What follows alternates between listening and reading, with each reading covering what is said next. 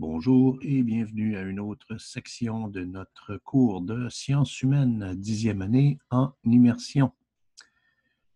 La partie ici que je vais parler, on va parler de Pax Romana ou encore la paix romaine. Qu'est-ce que c'est vraiment la paix romaine, Pax Romana? Qu'est-ce que c'est vraiment? C'est la période la plus calme que l'Occident ait jamais connue. Même aujourd'hui, on n'a pas eu une période aussi longue que ça, sans problème.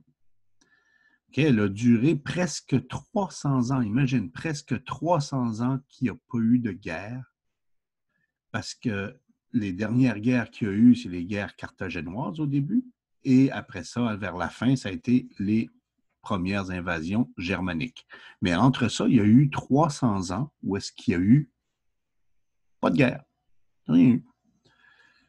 Ça a permis la croissance de la population, le développement économique, etc. Bon, il y a trois facteurs, il y a trois grands facteurs qui sont ici qui qui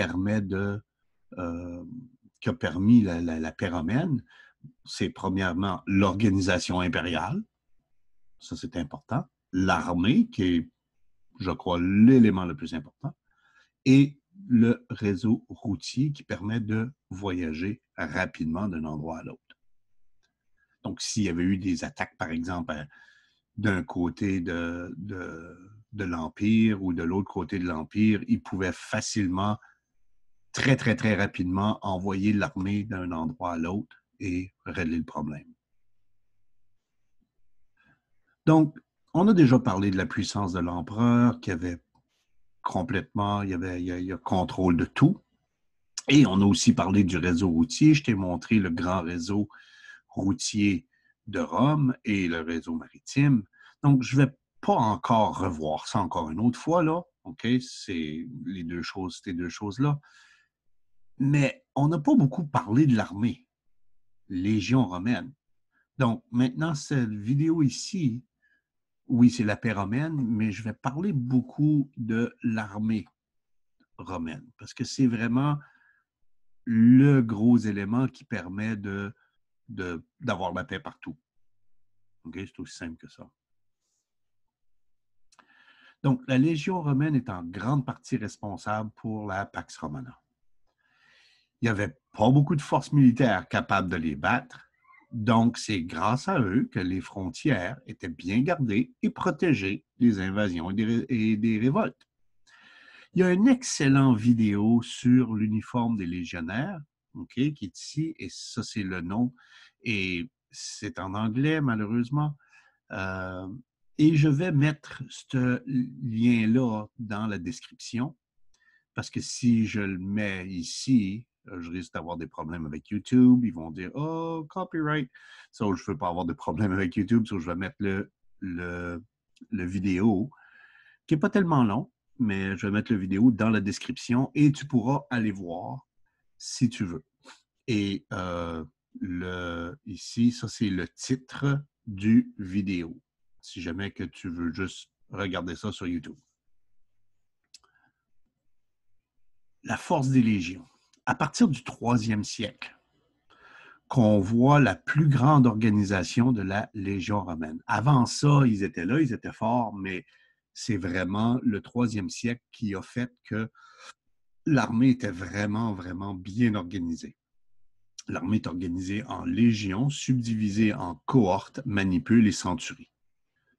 Okay? Donc, ça te donne vraiment une idée ici de comment est-ce que c'est qu'ils étaient.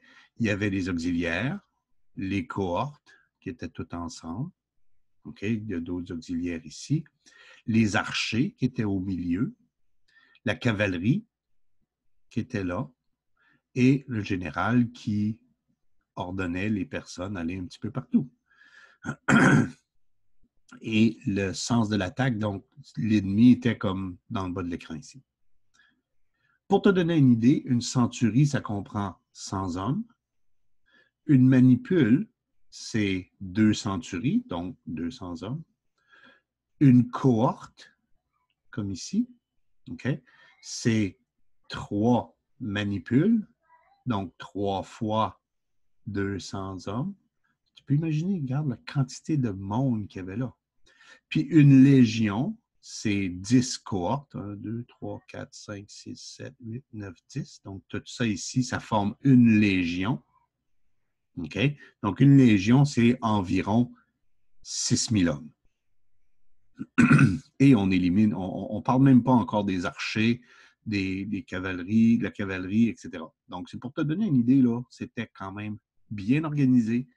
Chacun avait sa façon, sa méthode de combat qui était organisée. Et c'est vraiment quelque chose qui était très difficile à battre. Il n'y avait pas beaucoup d'autres armées qui auraient pu battre les Romains. L'armement du légionnaire, bon, tu vas voir dans le vidéo où est-ce que c'est qu'il explique et tu le vois vraiment parce que la personne qui est là a toutes ces armes et ces protections-là et il les explique très, très bien. Donc, il y a la cuirasse, OK, ici, le casque, le bouclier long, le javelot. Ça, c'est très, très, très important. Et dans le vidéo, il explique vraiment bien le javelot. Il l'explique vraiment bien, le pilon.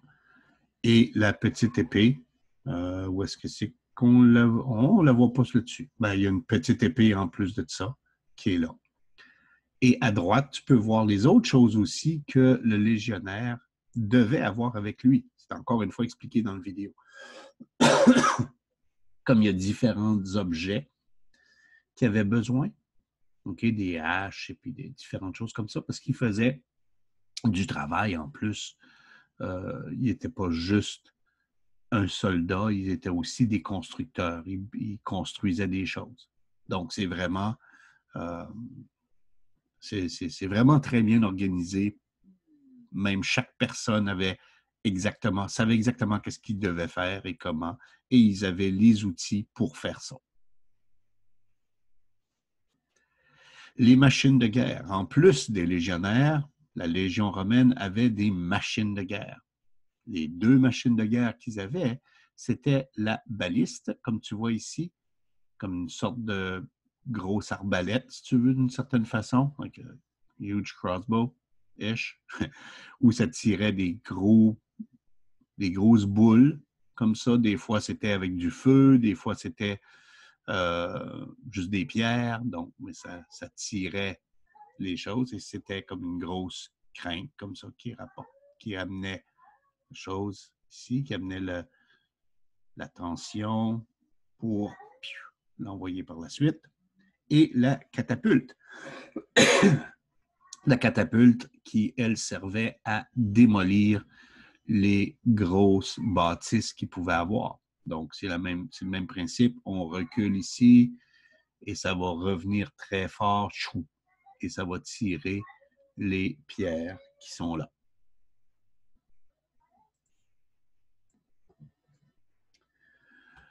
La discipline des légionnaires. Les légionnaires doivent suivre une discipline de fer.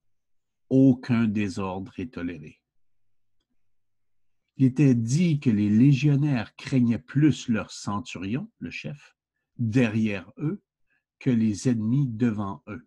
Donc, ils avaient plus peur de leur chef que des ennemis. Donc, c'est pour ça que c'était plus facile pour eux autres de se battre contre les ennemis que de dire à leur chef « Non, je ne vais pas me battre. » Parce qu'ils savaient qu'ils allaient se faire battre, peut-être tuer par le centurion s'il disait non. L'armée est bien entraînée et disciplinée. La promesse de terre et de butin, spoils of war, mène à une armée de métier. Donc, qu'est-ce qu'ils faisaient vraiment? Ils amenaient ils étaient entraînés comme il faut, ils faisaient un bon entraînement. Ils savaient exactement quoi faire, quand le faire. Ils étaient très disciplinés sur comment le faire. Et chaque fois qu'ils gagnaient un combat ou une guerre, on leur donnait des morceaux de terre à l'endroit où ils avaient pris et on leur donnait aussi le butin. Donc, on partageait les richesses qu'on avait ramassées dépendamment de de ton rang dans l'armée. OK? Et après 25 ans de service, quand tu as fait 25 ans de service comme militaire, comme soldat, tu recevais de l'argent qui était souvent, qui était quand même assez bien, et souvent une terre pour ta retraite. Donc, après avoir travaillé pendant 25 ans dans l'armée, tu avais non seulement de l'argent, mais tu avais de l'argent et une terre pour pouvoir aller là. Donc, tu commençais vraiment assez riche dans la société. L'armée permanente. Cette armée permanente renforce les frontières de l'Empire avec l'aide de forts et de murs, comme par exemple le mur d'Adrien. Et ça, c'est une maquette que tu vois, okay, de comment, parce qu'ils avaient vraiment, c'était pas mal standard comment est-ce qu'ils travaillaient, dépendamment du type de fort qu'ils avaient, mais les forts étaient pas mal standards. Et tu vois ici une ruine d'un fort. On sait que c'était un fort romain parce qu'on a trouvé des choses des Romains à l'intérieur de ça ici. Et ils avaient vraiment comme le mur. Ici, tu vois, c'est vide, donc il ne devait avoir rien du tout. Ici, il n'y avait pas besoin de mur, c'est ça que je veux dire. Ici, tu avais un endroit pour probablement entraîner la cavalerie, peut-être entraîner les soldats, etc. Et ici, tu avais tous les bâtiments pour les soldats, pour pouvoir vivre. Et ici, tu as un dessin de qu'est-ce que ça pouvait avoir l'air.